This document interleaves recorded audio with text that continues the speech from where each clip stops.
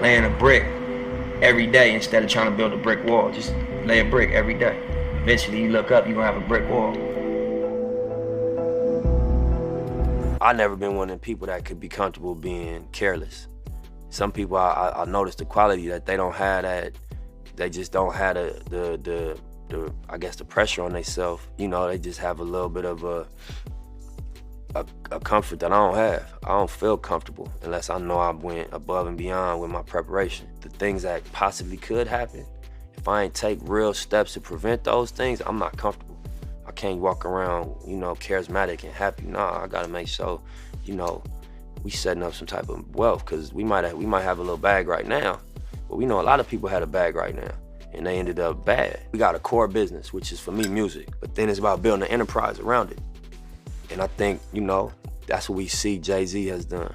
That's what we see Puff has done. The music don't become how you pay the bills. It's a lot of pressure off of it.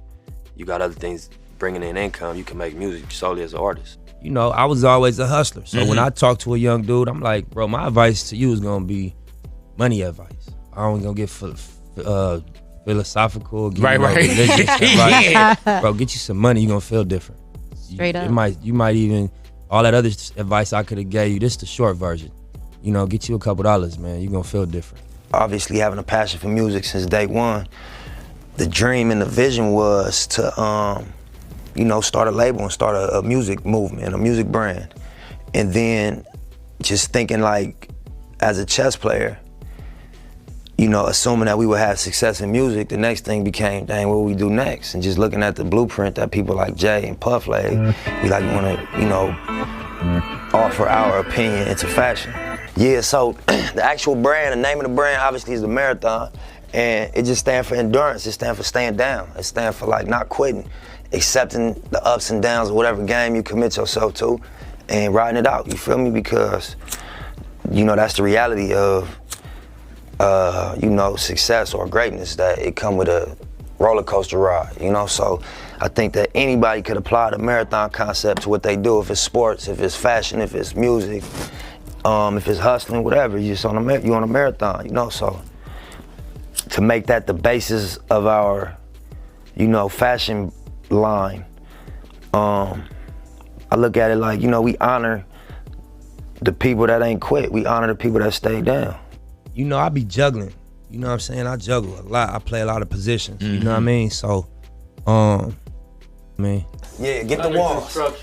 Nah, you know what I'm saying? We used to have the studio set up here, you know what I mean? And just motivation on the wall, you know what I mean? We brainstorm, round table. A lot of times if we ain't at the studio, we ain't at the shop, we come on Madden, you know what I'm saying?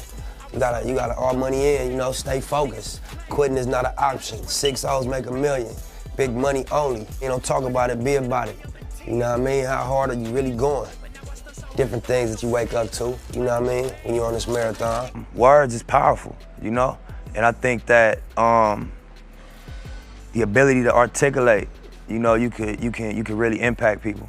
I think as human beings, everybody has a natural gift and a natural passion, but then you go outside and you get influenced and you feel pressure from what's going on outside.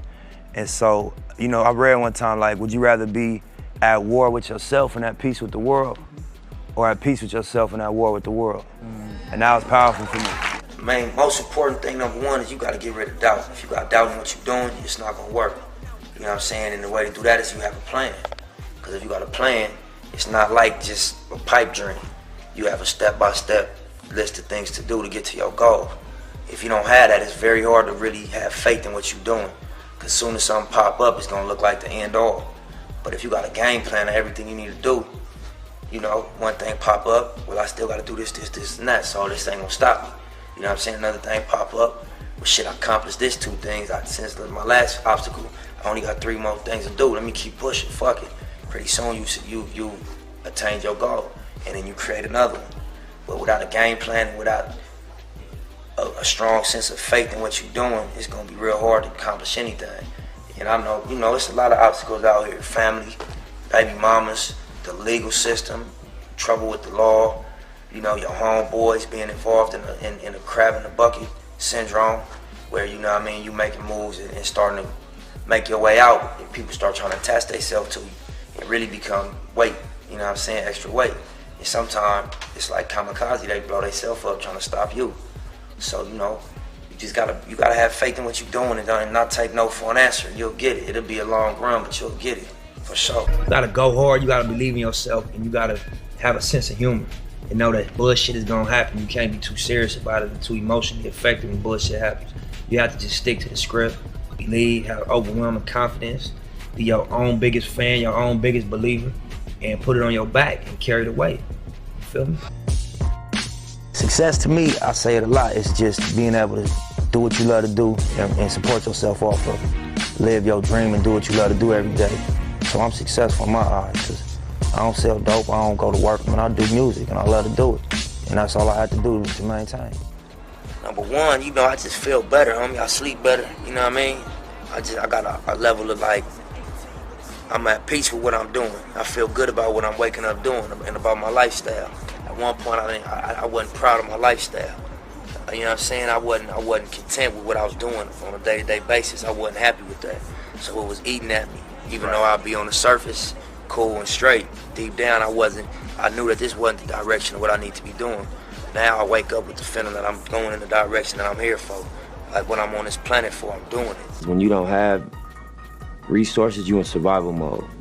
You know, so being in survival mode automatically rules out a lot of things, because you don't care about morality, because you don't experience morality. You experience, you know, the need to survive. You don't experience, you know, fairness. You don't experience planning for the future. You just experience my ribs touching. You know what I mean? And it's better me than you. And, you know, it's a survival instinct that kick in. So I think once you get out of the survival mode, your morals come back closer to your daily decision making. You start thinking about what's right and what do I believe in. But until you get out of survival mode, you ain't got time to be worrying about right and wrong. You worrying about bottom line. You know what I mean? By any means necessary. So I think that economics is the answer. Empowering people economically is how you really, really impact. But I don't know if it's about dropping a bag of money in the hood. I think it's about impacting culture in a way that, you know, the mentality changes. I couldn't make a blanket statement to just the young people doing dirt. I don't think that's honest. You know what I mean? It's context for everything. Nothing happens in a vacuum, you know? But I would say that, you know what I mean, you're gonna lay in the bed you make. You're not gonna get away with nothing in terms of the energy. You know what I mean? You might beat the camera or the police. They might not catch you for what you're doing, but the energy is always gonna return to you. So when you just living in this cycle of being negative all day and just putting out negativity and that's the only energy you putting out, it's gonna return to you in different form than you put it out in. So I would just say, you know, master your energy. Do your best to master your energy and what you put out, you know, and unless that's what you want. You know, because you entitled to whatever you want to create, whatever experience you want to create for yourself. But if you're tired of that shit, adjust the energy. You know what I mean? As best you can. Adjust what you wake up thinking and what you say. And then, lastly, what you do. And that's not an easy thing to do because it's such a pressure in these areas to just go by the way things are. But, you know, it's a lot of examples that you could look up to as young kids in the streets. You could look up to Kendrick Lamar. Not the words, forget what he's saying, just where he came from. I seen him, you could YouTube him freestyling in the Nicholson Garden Projects. You could look up to a Nip Hussle. You know, you could look up to any one of these guys that came from this hopelessness and you know, wiggled their way through it. You know what I mean? And you could reverse engineer what they did. You know, look at the steps. What happened? The example I would like to set is by my demonstration. Like, yeah, you can get it. It wasn't no outlet for me. I was on Crenshaw and Sloss and I created an outlet. My trunk. You feel what I'm saying? Everything is cheap. The camera we filming this interview on is probably less than $200. You know what I mean? So you can definitely touch people for a small amount of money if that's what you want to do. It's no longer a $10,000 camera, $200,000 studio. It's not. That day and age is over with. The playing field is level. So if you got an idea and a game plan and you want to do something, you can really do it.